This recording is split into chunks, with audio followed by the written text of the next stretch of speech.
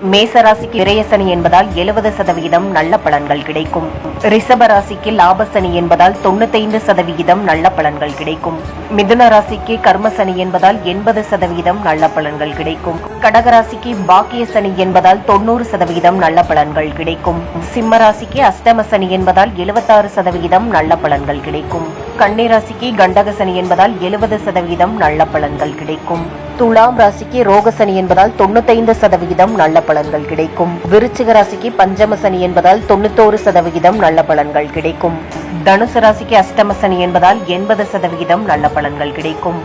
மகர ராசி 7.5 சனியிலிருந்து விடுபடுவதால் 92% நல்ல பலன்கள் கிடைக்கும். கும்பராசி பாத சனி நடைபெறுவதால் 65% நல்ல பலன்கள் கிடைக்கும். மீன ராசி ஜென்ம சனி நடைபெறுவதால் 50% நல்ல பலன்கள் கிடைக்கும். உங்களோட ராசி என்னன்னு மறக்காம கமெண்ட்ல சொல்லுங்க.